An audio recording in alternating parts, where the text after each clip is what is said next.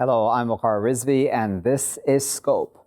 Pro-Palestine movements have released statements, respectively, about solidarity with occupied Kashmir and what is occurring there ever since India has revoked Article 370, not just, of course, about Article 370, but even these many years of human rights abuses, etc., that have taken place there in that occupied territory. The Boycott, Divestment and Sanctions movement published its statement calling and sharing that they share, I should say, the shock and anger of Kashmiris over the authoritarian decision of the Bharatiya Janata Party-led Indian government to effectively nullify overnight the relative autonomy of Jammu and Kashmir. Then talking about, as did the Palestinian youth movement as well, about the fact that India and Israel are becoming that much closer, and the visits between Netanyahu and Modi and those two governments seem to be increasing, as well as the relations between those two, and that is very much a part of what we're seeing now play out on the ground there in occupied Kashmir as well.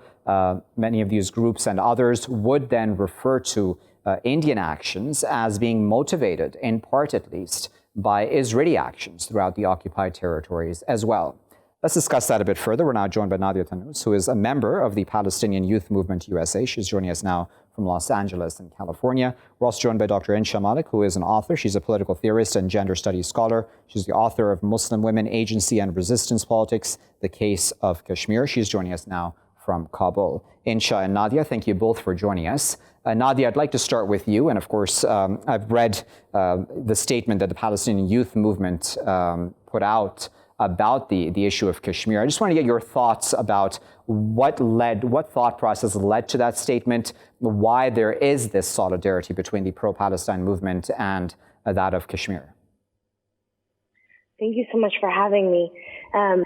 Yes, as Palestinians in exile and under occupation, it's just the case of Kashmir and the struggle of the Kashmiri people for sovereignty and dignity really resonates with us, particularly some of the similarities between just how densely militarized our occupation is in Palestine, and definitely in the case of Kashmir, how densely militarized the occupation is there. And so for us, it was just very clear that, of course, we have a natural solidarity with Kashmir as two groups of people who are experiencing very similar forms of colonial aggression. And so, Inshah, what are your thoughts about that? Because, this is an important aspect that I think many do not actually highlight, the sort of solidarity that Kashmir is receiving, at least at this point in time, from around the world, and specifically, again, from those who speak up for the cause of Palestine. I completely agree with what Nadia is saying, and also what needs to be understood at this moment is that it's actually splitting open the can of worms. I, as a scholar, have been talking about this for the last 10 years, that how much of similarity there is between how India is responding to Kashmiri right to self-determination and how Israel has been continuing oppressing Palestinian people. So the similarity is much visible, and it has perhaps its roots also in the history of both regions that go back to how these are sort of legacies of the British colonialism itself, and how these areas have been left at the mercy of, no real jurisdiction, no real rule of law, and the people of both Kashmir and Palestine have been stripped of their basic rights, which has led to a kind of increased acceptance of their dehumanization. So in that sense, there is a natural solidarity between Kashmiris and Palestinians, and I have observed that in Kashmir as well, where you see the graffiti and you see protests happening for Palestine, and I'm told likewise it does happen in Palestine as well. So I definitely agree that there are these, confluences and similarities. Okay, so then, Nadia, let's go right into the politics, if we may, for a moment. I did mention, of course, the good relations between the Indian government, the current Indian government, and even past ones, really, and the Israeli government. And we can talk, of course, about Netanyahu and Modi specifically, both right-wing leaders. How important a factor is that in what is currently occurring in Kashmir, in your opinion? Very important. I think it's not a secret that Israel makes, weapons deals around the world, and particularly in the case of the weapons being used against Kashmir by India, cluster barrel bombs. We know that those are either an Israeli or actually an American weapon. It's something that we can see around the world, definitely increasing, as you alluded to, with different fascist or right-wing governments. That is a sweep. It's sweeping various countries, but particularly in the case of India with Modi and Israel with Netanyahu, there is a lot of interest in both countries in exchanging military tactics, weaponry, and also technologies of surveillance. And India can learn a lot, unfortunately, from the way that Israel has researched and really solidified some of the uses of this weaponry as a testing ground, right, which is the Palestinian people and Palestinian bodies. Yeah. So that has a very large piece, and it's a large part to play in all of this. We can also talk about some of the trainings that Indian Special Forces have received from Mossad. Mm. Indeed, and Inshah, how important is that in your opinion? Because it seems that the relations with Israel pretty much just accepted, aren't they, in India? Yes, indeed. There is a strong turn of events, like where India would position itself as pro-Palestinian about 10 years ago or 20 years ago, but that has completely changed. And recently we heard that a lot of Bollywood actors were being flown into Israel for different shows. So the exchange is not just military exchange; it's also cultural. It's also a kind of increased acceptance of one another's settler colonial desires on Kashmiri and Palestinian bodies. So definitely there is also exchange in terms of culture. There's also exchange in terms of discourse. Because till now we had not seen settler colonialism as an option on the table for Kashmir in India. But with this move and the revocation of the Article 370, this was increasingly made a public discourse that who can buy Kashmiri land. And somehow the discourse was rotating around two things. One, who can buy the land, and also who gets to marry Kashmiri women. So, which shows extremely sort of a terrible kind of visualization of Kashmiri people as property, as people who could be controlled, whose land could be snatched, and whose bodies could be maintained through different processes of aggression. And something like this we have seen a lot happening in Palestine from day one since 1948. So somehow the sense that Modi and his men are getting is that if Israel could do it, we should have done it long back. So it's not that they have done anything less, because we already know that Kashmir was a de facto occupation, and we have seen various human rights reports about how much abuse of Kashmiri people has been happening in terms of how many people have been killed over the period of time. But still, this seemed like, okay, we can go all out in a unilateral way and control and kill these people. So which definitely seems like it does come from a tactic that Israel has been using in Palestine. Indeed, and Nadya, one of the interesting things, both governments, i.e. the Israeli and Indian governments, claim that they actually know what is best for Palestinians / Kashmiris respectively. With the Indian government saying, listen, what we're doing is good for the Kashmiris. And what the Israelis say is that, listen, Palestinians are actually freer under us than they would be under even their own leadership.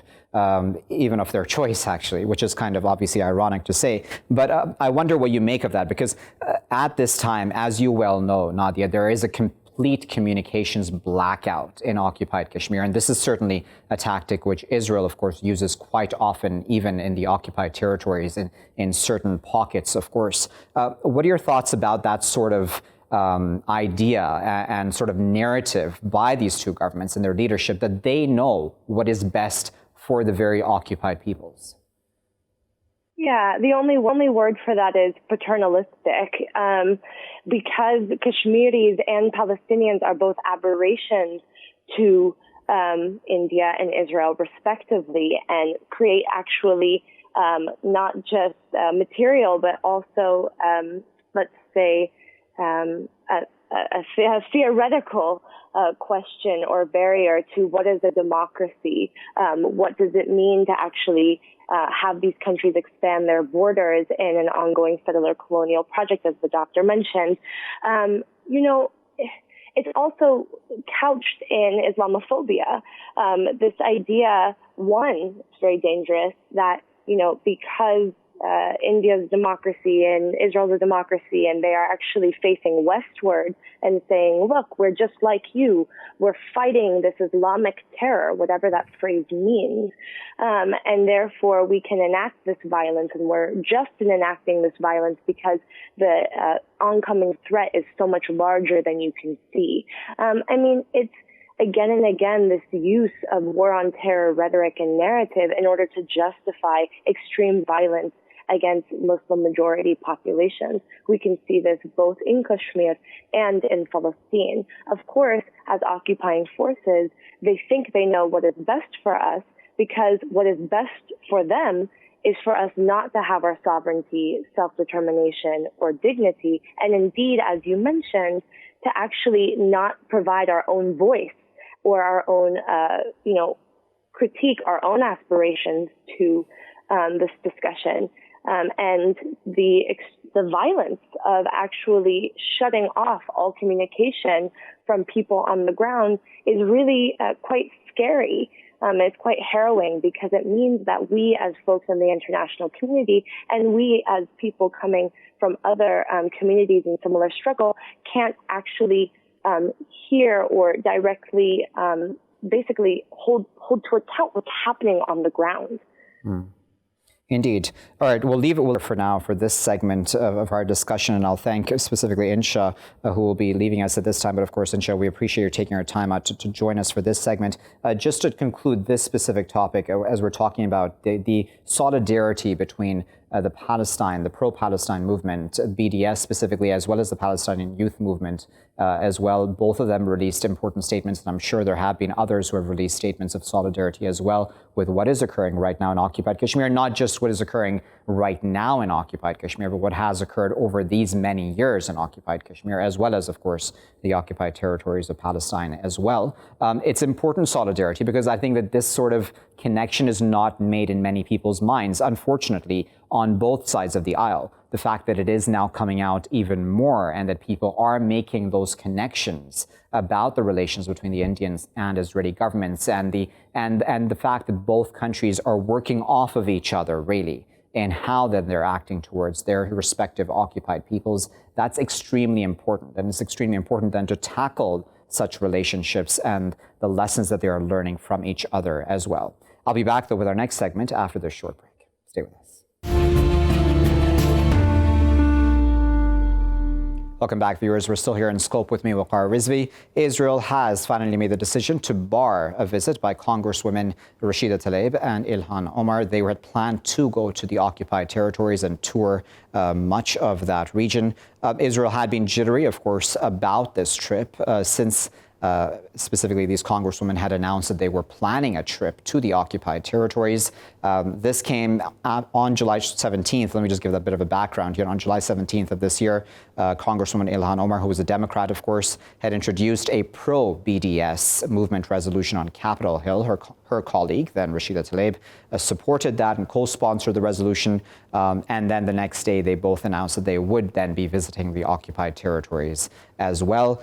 Israel has said that essentially it cannot let in anybody who does allow for and supports BDS, even be they congresswomen. But there has been significant backlash against this decision of Israel. Of course, Donald Trump, right before Israel made this decision, and in fact told essentially, really, Israel not to allow them in, saying that they shouldn't be going to the occupied territories at all, considering their opinions in support of Palestinians and in support of BDS, etc. Let's discuss all of that a bit further. We're now joined by Khaled Barakat, who is a journalist and Palestinian writer. He's joining us now from Berlin.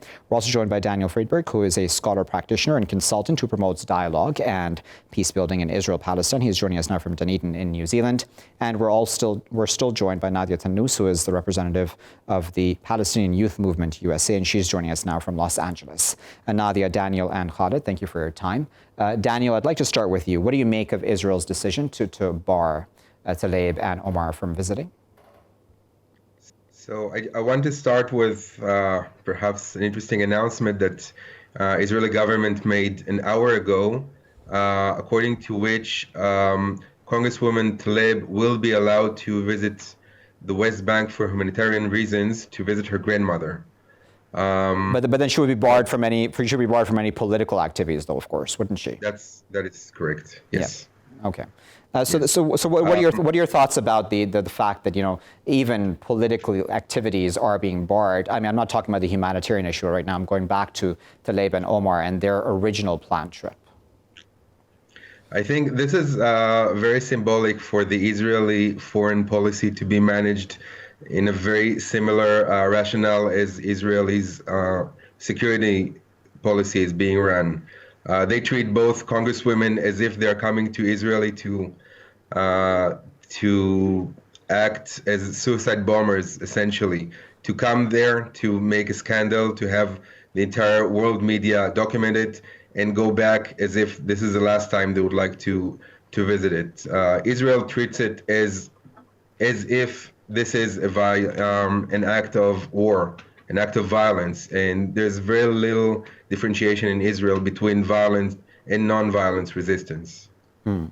Khaled, I wonder what you make of that. Now, I know you're no stranger to being limited in your movements as well, and being at the receiving end of many of these sorts of treatments. Not, of course, at necessarily this level, possibly, but I wonder what your thoughts are about Omar and Tlaib and the way that they've been barred from visiting the occupied territories because they are pro-BDS. For quote unquote a democracy to be doing that, does it make sense? I mean, I am really not surprised at all, and I'm not shocked that this happened because $1.5 billion Muslims and almost the vast majority of the people of the world today know that this president is a racist president. The United States is led today by this right-wing camp that is leading, the United States into disastrous decisions. And these are one of those politics and policies that Netanyahu and Trump is orchestrating in order to cash votes from their right-wing camps and voters. We know this is an election time. They want to utilize this and personalize this as if it's an issue between, an issue with Ilhan Omar and Rashida Tlaib. Really, they want to divert our attention from the core issues that these two Muslim women, elected congresswomen, are fighting for in the United States. They are confronting racism. They are calling for a just, regulations on immigration. They are speaking about, an anti-war voice against, occupation and colonization. These are the issues that Trump is trying to run away and personalize this as if it's an issue with Ilhan Omar and with, what they call the extreme left.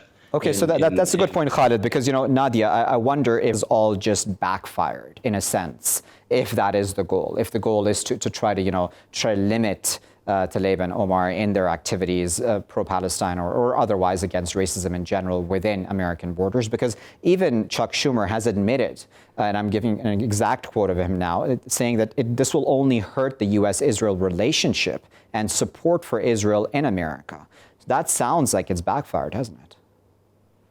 Yes, I mean, the United States is the largest continuous economic supporter of the Israeli state, of occupation. And so to have two representatives, albeit outspoken representatives of the U.S. Congress, banned as American citizens from entering the state of Israel, it does set up quite an issue. I think it will call into question Israel and the United States special relationship. How extensive is it if there is, dissent to the status quo by Representatives Omar and Tlaib, or the rest of us who are living in the United States who are not in support of U.S. policies and are not in support of Trump and Netanyahu's, vision for the future and Kushner's plan for the future of Palestine. Daniel, it's interesting that I've even seen those who are pro-Israel voices are actually arguing about this decision of Israel as well. I read a couple of articles where they said it would have been smarter to actually have had the Congresswomen come to the occupied territories and then have shown them how, quote unquote, free and democratic Israel really is. Do you also think that in some ways that this entire decision has in many ways backfired on Israel?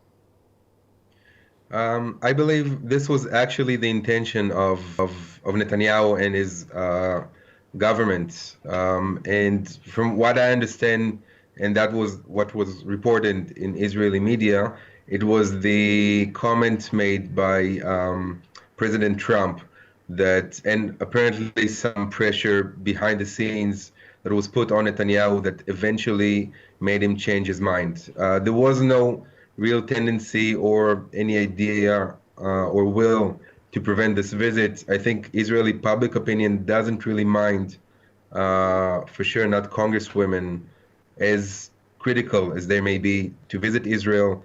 And I think, like you said, the idea that eventually we will be experiencing a backfire by denying them entry, all that would just supported the idea that this visit should just take place and get it over with. This is the Israeli way of thinking, at least. But obviously some pressure was put on Prime Minister Netanyahu, and he doesn't have much to gain from not allowing entry, perhaps with some of his potential voters in the coming elections. But publicly speaking, and for sure with world media, this is attention he doesn't need. And it seems that he was pressured to deny entry in the first place. Okay, so Khaled, one interesting that's come out is, as I'd put to Nadya as well, that you have the Democratic Party's leadership has essentially condemned this decision of Israel. That's an interesting twist, isn't it? Considering, again, the narrative is that the U.S. establishment as a whole is pro-Israel. Are we then seeing cracks in that occurring now?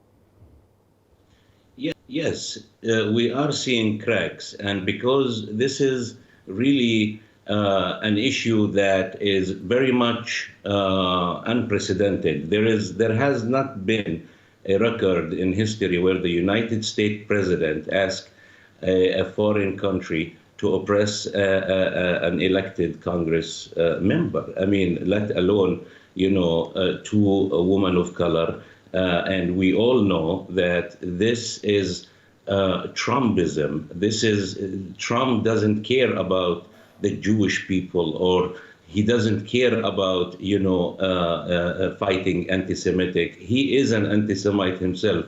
He's a racist bigot. And he never, was a voice to defend any oppressed community or a people. He is aligning himself with the camp of Netanyahu in order to gain personal and political gains. And he's turning this issue into something vital and important battle for him. It is backfiring on him because the world is watching, and they are seeing that the United States under Trump is practically going into this fascist, right-wing nationalist, country. And this is very dangerous for the system in the United States. Even the most right-wing Zionist lobbyists for Israel, AIPAC, today and yesterday, they say that this is not a good decision because they know that this will not help the Zionist, lobby in the United States on the long run, nor does it help their camp, and it's not strategic. Now, This is a daily practice by Israel, kicking activists and people and not allowing them to enter Palestine. And they do that on a daily basis. The reason we heard about this case is because obviously, we're talking about, two members of Congress. All right, Khaled, I'm going to cut you off just because I wanted to give Nadya the final word, if I may. Nadya, just very quickly, if you can, in under a minute. I wanted to get your thoughts on then Rashida Tlaib getting this now, approval to visit her grandmother, I believe it is, her saying that, listen, this may be the last time I may be able to meet her. Do you think that will buy back Israel any sympathy or any brownie points in any way, considering, again, that the condition would be that she not take part in any political activities? I certainly don't think that it should. Israel is a country founded on the basis of exclusion of Palestinians. Representative Tlaib is part and parcel of that legacy as a Palestinian living in diaspora in the United States. This is a consistency, as Khaled had said. This is to be expected, that Israel will continuously not just deny Palestinians the right of return and the right to go home, also the right to visit, and the right of our political determination and expression. I don't think this should earn them back any brownie points at all. And I hope that people can see through, this ploy, basically, to say, oh, look, we do have some humanitarian leverage for her. Absolutely not. It's still a bureaucratic cover for what we know is absolute occupation and continual expulsion of Palestinians around the world. Okay, we'll leave that as our final word, but of course we appreciate Nadya, Khaled, and Daniel for their time and of course their expert insight today. Viewers, we've spoken about a couple of important issues when it comes to this decision of Israel to bar the political visit. It's very important to add that on by Congresswomen, Democratic Congresswomen, I should say, Rashida Tlaib and Ilhan Omar. Rashida Tlaib has now been given, seemingly, according to reports, approval to visit the occupied territories, to visit her ailing grandmother under humanitarian grounds, but she would then be limited to not taking part in any political activities. What does that mean? Will the Congresswoman still go on that trip? That is, of course, her personal decision. She says that she may very well, considering this may be the last time she'll be able to meet her grandmother. But what does this say overall? The fact that Democrats have now come out and have condemned Israel for this decision, saying that this will hurt the U.S.-Israel relationship, especially in the eyes of the American people. Remember that it was Donald Trump who started off all this by his tweet in which he condemned Ilhan Omar and Rashida Tlaib for their pro-BDS stances. We'll keep a very close eye on how all of that plays out in the coming days. I'll be back, though, with my next segment after this break. Viewers, thank you for staying with us here in Scope. I'm Waqar Rizvi, and we're going to discuss the issue of the Brenton Tarrant, the Christchurch mosque terrorist, who released a 6-page letter, in part in which has warned of a great conflict that is coming, and he used language that could be construed as a call to arms as well. Brenton Tarrant has in some ways become a saint to some people around the world, especially white supremacists. And we can refer to the El Paso shooter who referred to Tarrant, as well as the Oslo shooter as well, the one who shot up the mosque there in the Norwegian capital. They both referred to Tarrant as inspirational in some way in their manifestos, which they put out online, of course. New Zealand officials have apologized for allowing for this letter to be released in the fashion that it was, and for him to be able to write this letter to begin with. He has seemingly received fan mail of sorts as well, according to officials. All of that, of course, is disturbing, considering, of course, the crimes for which he has been accused. Let's discuss that further. We're now joined by Robet G. Patman, who's a professor of international relations at the University of Otago. He's joining us now from Dunedin in New Zealand. We're also joined by Michele Groppi, who is a teaching fellow at the Defence Academy of the United Kingdom. He's joining us now from Verona in Italy. Michele and Robert, thank you both for joining us. Robert, I'd like to start with you. Were you okay with Brenton Tarrant being given the right to have this letter come out in the way it did? No, I mean, I think it's very regrettable. And under New Zealand law, prisoners are allowed to receive and send letters, but it's subject to scrutiny by the prison authorities. And this is a relatively new experience for New Zealand. The terrorist atrocity in which 51 people tragically lost their lives was a tremendous shock to this country, New Zealand. And I think in many respects, New Zealand is still adapting to dealing with this sort of problem. But there's no doubt about it. This was a major blunder. The government and the Department of Corrections, which is responsible for holding Brenton Tarrant, have apologised. But it's a bit, in a sense, New Zealand, I think, needs to not only think about, the implications for people in New Zealand, but globally. Indeed. Because Brenton Tarrant was linked to a global network. Indeed, Michele, on that point, in fact, about the global net aspect of all this, that's an important one, isn't it? Because, I imagine, I don't want to necessarily use this example, but it just came to me about if there was, God forbid, an ISIS terrorist and he or she was put into a jail and then he or she wrote a letter such as this, I would imagine that authorities would not allow for this to come out. Why would it be any different anywhere in the world when it comes to a white supremacist or a white terrorist? It's a very difficult question in the sense that freedom of speech is important, and therefore we must once again just try to find a balance between what is allowed and what is not allowed. To answer your question, no, I don't think it does make a difference because Tarrant is a terrorist, and therefore, this is a very sad and unfortunate mistake. And in my opinion, once again, it's not really that different. When compared to, let's say, an ISIS terrorist or anything like that. So I don't know. Unfortunately, we're not able to go back in time, but hopefully this is a good lesson for us. Just to make sure that even if we believe in freedom of speech, even if we believe in the right to express our own thoughts, we also have to make sure to show sensitivity and respect, especially towards those who lost their lives and their families. Indeed. And Robert, one of the things that comes out of talking about specifically what Brenton Tarrant did and others since he carried out his attack in Christchurch. And I refer to, of course, El Paso and Norway and what happened in Oslo at that mosque there as well, them referring to Tarrant as a saint, really, and looking towards him, with inspirational eyes, really.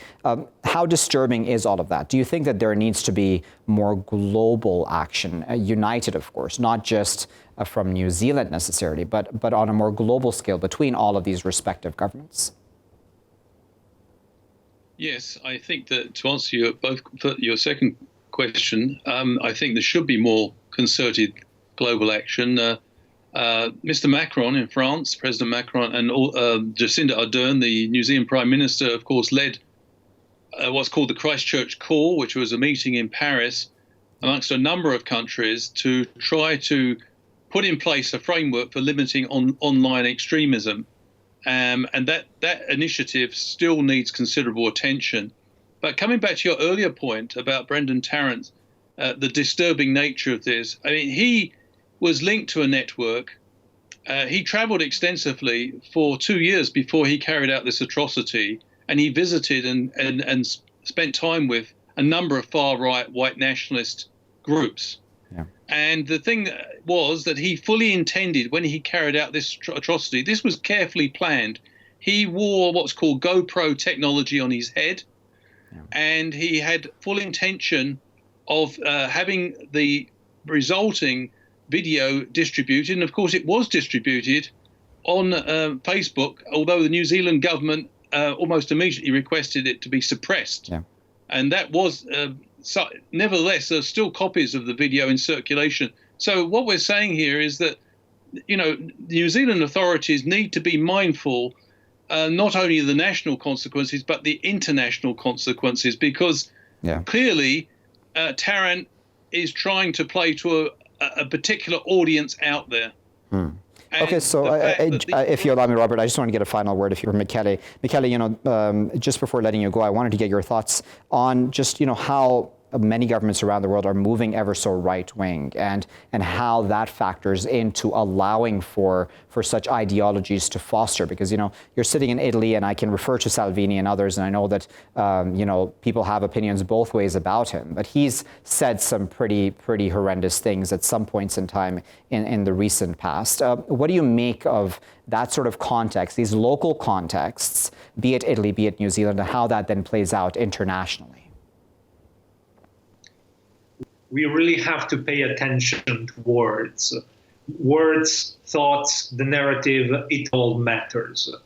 And therefore, especially given that there's a lot of tension in the world, due to many factors, many reasons, maybe the economy, maybe the politics, maybe the whatever, our politicians have to show a little bit more maturity. I'm not saying that out of arrogance or anything like that, right? But unfortunately, sometimes we really have to keep in mind that, yes, words may grant you votes, but words can inspire, sometimes for the good, sometimes for the bad. Indeed. And we're seeing that in Italy as and many other countries. So we have to pay attention. We have a fascist past. And I'm not saying that fascism is coming back, absolutely not. But at the same time, once again, we have to study history and we have to moderate the tones. Okay. That would be my piece of suggestion. Thank you. All right, we're going to say thank you to Robert and Michele, who are speaking to us there, respectively, from Italy and New Zealand. We're going to tune your voices to this conversation. We're now joined by Peter James Lineham, who is Emeritus Professor of History at Massey University. He's joining us now from Auckland in New Zealand. And joining us from Bangkok now is Leon Goldsmith, who is a Senior Lecturer at the Politics Department at the University of Otago. Leon and Peter, thank you both for your time. Leon, I'd like to start with you, if I may. What do you make of this letter that Brenton Tarrant wrote? Certainly disturbing in that he has, alluded to a call to arms in some ways, and also disturbing because he's being seen as inspiration, isn't he? It's been said that the El Paso shooter, as well as the Oslo mosque shooter, took inspiration from Tarrant. Absolutely. I think this is a major failure of the New Zealand government and the prison service. I think that he's been attempting to write numerous communications, and most of them have been getting blocked out. But this one seems to have gotten through. I mean, I think the inspiration factor is possibly would have happened regardless of whether or not he was completely incommunicado or not.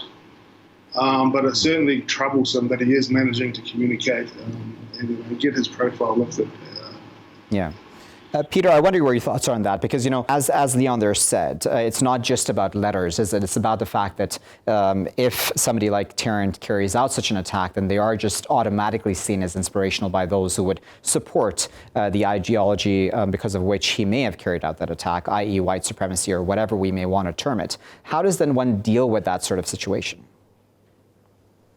Well, it ought to be very easy for the prison to keep a tight watch on the communication. I visit that prison and visit prisoners, and I recently was reconfirmed in my status, and they take enormous pride in supposedly in the high level of their security. Well, it let them down very badly in this case, I think.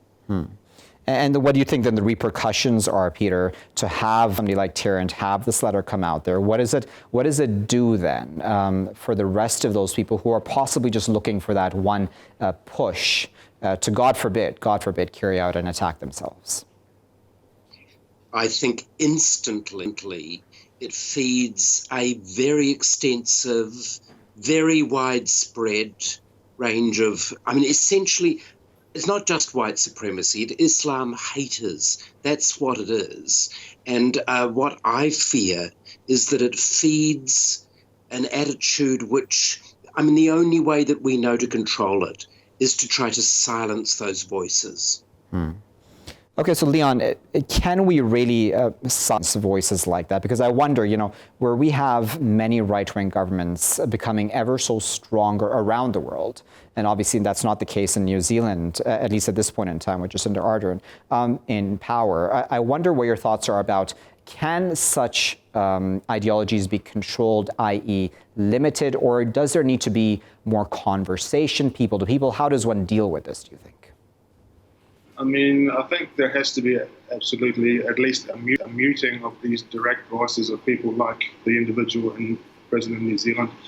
And I think the government in New Zealand has, up to this point anyway, done a reasonably good job of keeping him kind of insulated. However, I think that whether you can use a security solution through cybersecurity and these types of things to be able to completely silence these voices, I think is unrealistic. I think there has to be, like you say, more conversations and more dialogue and more outreach in terms of how we can reach to some of these people in their online habitats, so to speak. I'm not an expert at cybersecurity, but it seems to me that it's very similar to other forms of radicalism, that there has to be some kind of mixture between a security approach and a dialogue approach to try to address these issues. And Peter, do you think, because again, I'm sure you've worked in certain cases possibly close to such things, do you think that there is room for dialogue when it comes to anyone who may have very extreme views of any sort, be they religious, in some of these cases? Because, you know, as you said, of course, some of these cases when it comes to white supremacy or otherwise are rooted in Islamophobia. There is no possibility, I think, of a dialogue with such voices, but there is a real need for dialogue of those people who are more open to considering the issue. I mean, let's face it, that in both Western societies and Islamic societies, those conversations can happen and can be very fruitful when they do happen, but they don't happen very often. Indeed. Okay, well, we'll leave there as a final thought, Peter and Leon, but of course we appreciate both your time and of course your insight today. Viewers, as all of our guests, including Robert and Michele also mentioned, there are a number of aspects to this which are important to note. A, of course, the prison authorities have admitted that this was a mistake to let out this letter, but then as Leon there mentioned, it's not just about a letter necessarily coming out. When somebody like Brenton Tarrant carries out an attack with the ideology that he did carry out that attack with, putting up that manifesto and the video game style video that he posted online live, mind you, all of that then becomes inspirational for others around the world who then follow that ideology and may, God forbid, one day carry out such an attack. We've already seen his name being used in manifestos by the El Paso gunman, and as well as the Oslo mosque shooter as well. So this all has a domino effect. And then there's the argument that Peter and Leon both had their opposing views on about dialogue, basically. And whether there is room for dialogue with these specific kinds of people, and we wouldn't have a chance to get into that deeply, but we certainly need dialogue with those people who may be on a path towards becoming the next Brenton Tarrant or otherwise. And there needs to be a dialogue. There needs to be some controls put in to stop anyone from becoming that radical and carrying out any violence. We'll keep a very close eye on that and how New Zealand, as well as global governments, react to this ever-growing threat of far-right terrorism globally. Well, that's all from me for the moment, though. I've been Waqar Rizvi. Thanks for watching.